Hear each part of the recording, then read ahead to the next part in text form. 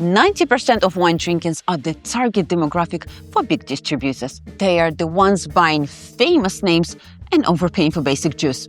But there is a secret 10% who know how to read a label and they get world-class wine for half of the price. Hi, I'm Anya Gariboldi, a professional sommelier, wine judge, and diploma WSET graduate. And today, I'm showing you the 6 things hiding in plain sight on every label that tells you exactly what's in the bottle before you even pull the cork. If you want to stop paying for marketing and start drinking like that 10%, stay with me and don't forget to subscribe.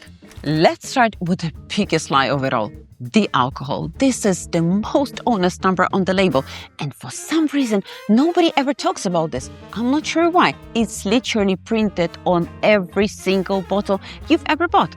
As you clearly know, alcohol comes from grape sugar, sugar comes from ripeness, and that ripeness is the choice every winemaker makes. The alcohol percentage just tells you which choice they made. So here's your cheat code. Pinot Noir, the ballerina of the grapes.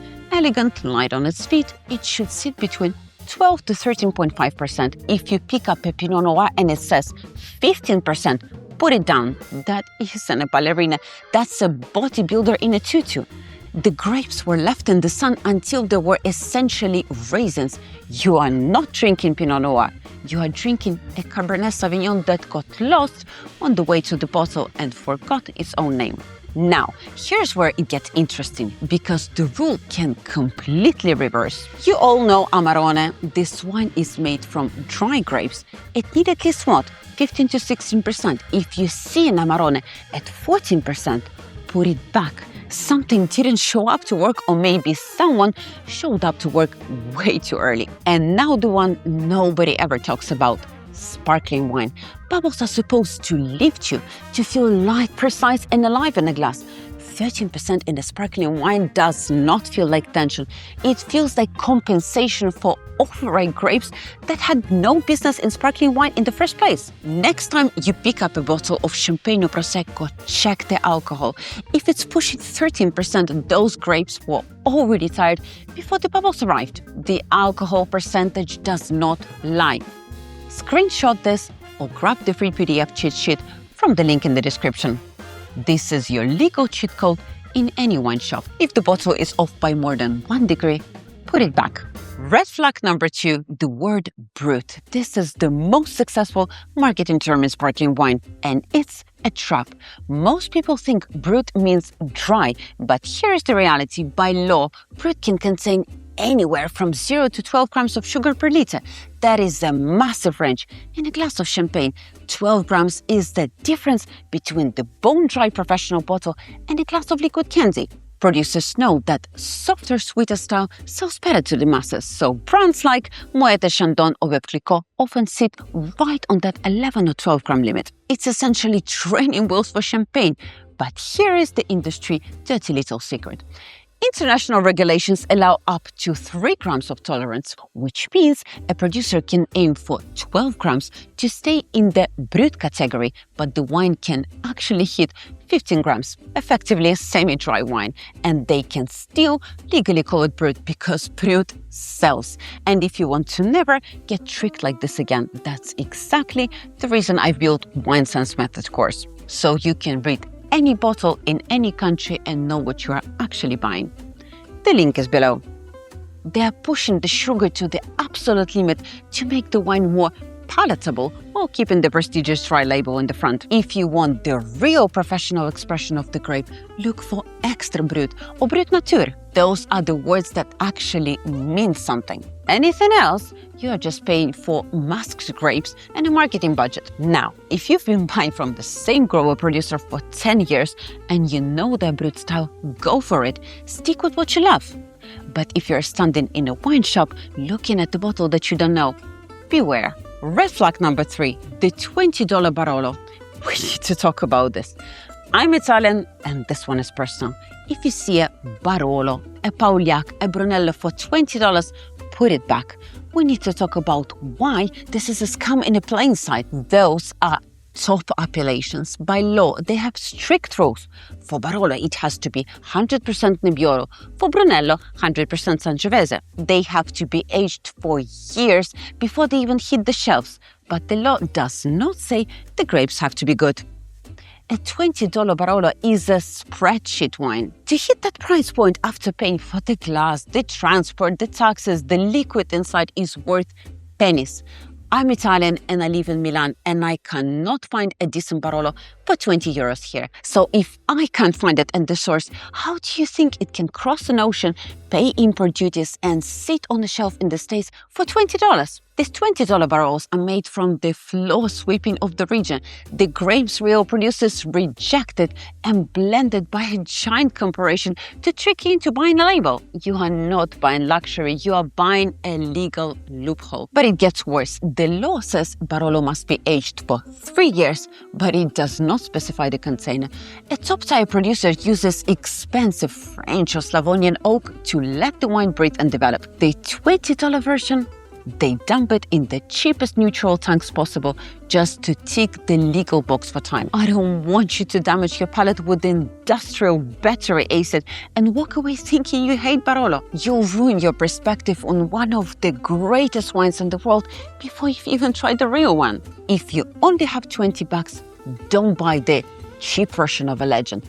Buy a high-end Langhe Nebbiolo instead. It's the same grape, often from the same elite producers, but without the Barolo tax. You'll get a real soul for the same price. Red flag number 4, the heavy bottle. Pick it up. If you could use it as a gym weight, put it back. When a winemaker has nothing to say about the juice, they try to impress you with a glass. Heavy bottle cost more to produce. They get shipped less efficiently, they are worse for the environment, and they tell you absolutely nothing about what's inside. Elite producers are moving towards the lighter glass. They don't need the bottle to make a statement. The wine does that. A heavy bottle is not the sign of quality. It's just saying, please think I'm expensive. Please don't look too closely at what's inside. Next time you're in a wine shop, pick up 2 bottles of similar price. The lighter one is usually more honest producer. That's not the rule, but it's right more often than you think. Red flag number 5, the illusion of authority. There are 2 things on the label designed to make you stop thinking and start paying.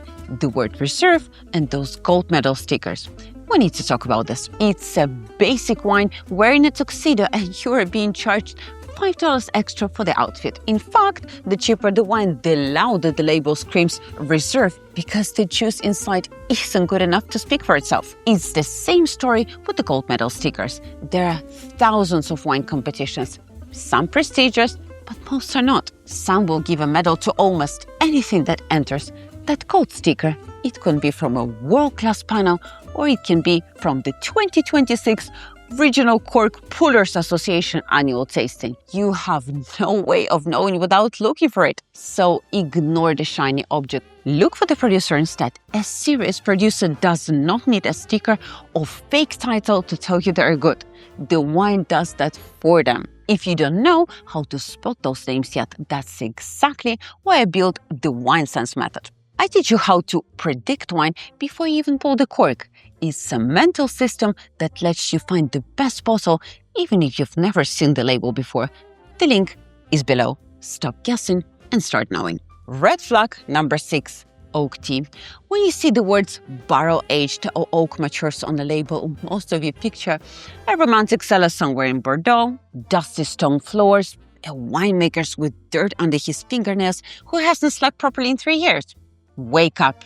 It's the industrial wine world. Oak is not a process, it's a flavoring agent, just like the vanilla syrup in your morning latte. Here's what's actually happening in the tank. Winemakers have an entire toolkit of what the industry politely calls oak alternatives. We're talking oak chips, oak stuff, oak powder. Imagine a giant tea bag filled with sawdust dropped into a stainless steel tank. It gives the wine that hit of vanilla, mocha, chocolate in weeks, whereas a real Barolo takes years. And here's the part that should make you genuinely angry.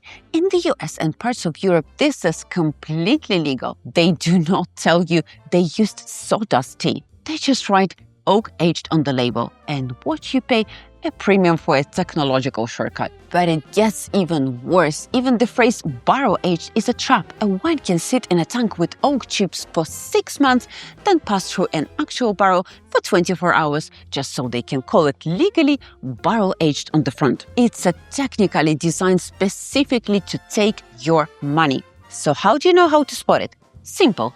If a bottle costs $15 and the label is shouting notes of vanilla, milk, chocolate and toasted finish, but does not tell you exactly how long it was in the wood or what kind of wood it was, it's oak tea. A proud winemaker who actually paid for the real barrel aging will tell you every single detail. If the label is vague, they're hiding a shortcut. Don't let them treat your palate like a dumpling ground for wood flavoring. You don't know the difference. So 6 red flags the industry is hoping you never learn to read. Alcohol percentage, screenshot the cheat sheet and download the link below. It doesn't lie. Brut, it means less than you think. $20 Barolo doesn't exist. Have your bottle gin weight, put it back. Reserve means nothing outside Europe and the metal sticker is just a participation trophy. Oak aged might be just a tea. The label can lie. The 6 things cannot hide. Tell me in the comments which one surprised you the most. And if you've been burned by any of this, I want to know, because I guarantee you have. If you want to be the person in the room who actually knows what they're holding, please subscribe. Drink better, not more expensive. I'm Anya Gariboldi. Cheers. See you in the next one.